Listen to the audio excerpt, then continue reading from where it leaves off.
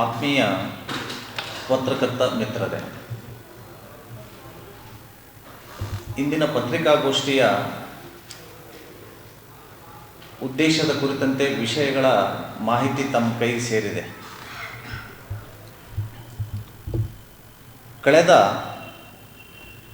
1ನೇ ತಾರೀಕು ಅಂದರೆ ಡಿಸೆಂಬರ್ 31 ರಾತ್ರಿ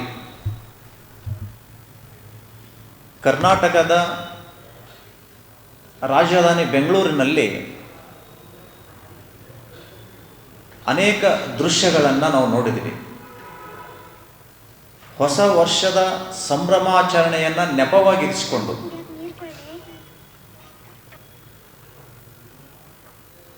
ಅಶ್ಲೀಲತೆಯ ಒಂದು ದೃಶ್ಯಗಳನ್ನು ಅನಾವರಣಗೊಂಡಿತು.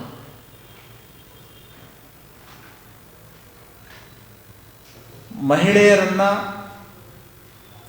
ಯುವಕರನ್ನು ಬೇಕಾಬಿಟ್ಟಿಯಾಗಿ ಸ್ವೇಚ್ಛಾಚಾರ ಮಾಡಲಿಕ್ಕೆ ಇಲ್ಲಿಯ ಘನವೆತ್ತ ರಾಜ್ಯ ಸರ್ಕಾರ ಅದಕ್ಕೆ ಪರವಾನಗಿಯನ್ನು ಕೊಡುತ್ತೆ. ಆ ಮೂಲಕ ಸಾವಿರಾರು ಕೋಟಿ ರೂಪಾಯಿಯ ಆದಾಯವನ್ನು ಈ ರಾಜ್ಯ ಸರ್ಕಾರ ಸಂಪಾದನೆ ಮಾಡಿಕೊಳ್ತು. ವಿದೇಶಿಗರು ಆಚರಣೆ ಮಾಡುವಂತಹ ಹೊಸ ವರ್ಷದ ಸಂಭ್ರಮಾಚರಣೆ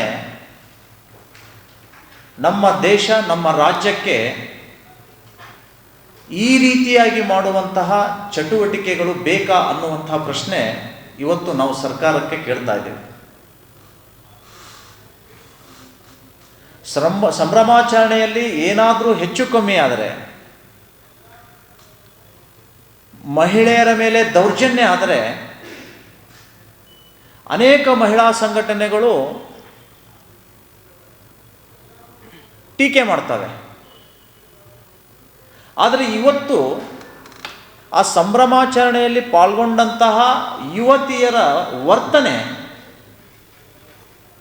ಅದ್ರ ಬಗ್ಗೆ ಯಾವುದೇ ಮಹಿಳಾ ಸಂಘಟನೆ ಇಲ್ಲಿವರೆಗೂ ಬಾಯಿ ತೆರಿತಾ ಇಲ್ಲ. ಇದು ಅತ್ಯಂತ ಖೇದಕರ.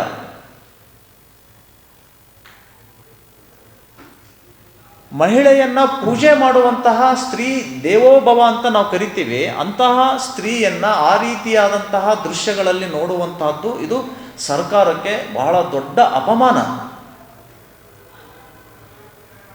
ರಾತ್ರಿ 1 ಗಂಟೆಯವರೆಗೂ 2 ಗಂಟೆವರೆಗೂ ಬಾರ್ ತೆಗಿಬೇಕು, ಪಬ್ಗಳು ತೆಗಿಬೇಕು. ಒಂದು ಕಡೆ ಲಾಭ ನೋಡ್ತಾರೆ, ಇನ್ನೊಂದು ಕಡೆ ಮಹಿಳೆಯರ ಮಾನವನ್ನ ಸರ್ಕಾರವೇ ಹರಾಜಾಗ್ತಾ ಇದೆ. ಮಾತೆತ್ತರೆ ಹೇಳ್ತಾರೆ, ನಮ್ಮದು ಗಾಂಧಿ, ಬುದ್ಧ, ಬಸವ ತತ್ವದ, ಅಂಬೇಡ್ಕರ್ ಸಿದ್ಧಾಂತದ ಸರ್ಕಾರ ಅಂತ. ಇದು ಯಾವ ಸಿದ್ಧಾಂತ ಸರ್? ಮತ್ತು ಇಲ್ಲಿಯ ಪೊಲೀಸ್ ಇಲಾಖೆಯ ನಿರ್ಲಕ್ಷ್ಯದಿಂದ ಬೆಂಗಳೂರು ಡ್ರಗ್ಸ್ ಪ್ರಾಡಕ್ಟ್ ಸೆಂಟರ್ ಆಗ್ತಾ ಇದೆ. ಮತ್ತು ಇಷ್ಟೊಂದು ದೊಡ್ಡ ಪ್ರಮಾಣದಲ್ಲಿ ಡ್ರಗ್ಸ್ ಫ್ಯಾಕ್ಟ್ರಿಗಳು ಇರಬೇಕಾದ್ರೆ ಯಾಕೆ ಪೊಲೀಸ್ ಇಲಾಖೆಗೆ ಇದರ ಮಾಹಿತಿ ಇರಲಿಲ್ಲ? ಇದನ್ನು ಸೀಸ್ ಮಾಡೋಕ್ಕೆ ಮಹಾರಾಷ್ಟ್ರದ ಪೊಲೀಸರು ಬರಬೇಕಾಗತ್ತೆ. ಇದು ಬಹಳ ದೊಡ್ಡ ಕರ್ನಾಟಕ ರಾಜ್ಯ ಸರ್ಕಾರಕ್ಕೆ ಅಪಮಾನ ಇದೆ. ಮಹಾರಾಷ್ಟ್ರ ಪೊಲೀಸ್ ಒಂದು ಡಿಕ್ಲೇರ್ ಮಾಡಿದ್ದಾರೆ 50 ಕೋಟಿ ಮೌಲ್ಯದ ಡ್ರಗ್ಸ್ ಅಂತ. ಅದನ್ನು ಪೂರ್ತಿ ಕೆಳಮಟ್ಟಕ್ಕೆ ತಂದಂತಹ ಗೃಹ ಮಂತ್ರಿಗಳು ಮರ್ಯಾದೆ ಉಳಿಸ್ಕೊಳ್ಳೋಕ್ಕೆ 50 ಕೋಟಿ ಅಲ್ರಿ 1 ಕೋಟಿ ಚಿಲ್ಲರೆ ಅಂತ ನಾಚಿಕಿಲ್ಲಾರ್ದೇ ಸ್ಟೇಟ್ಮೆಂಟ್ ಕೊಡ್ತಾರೆ.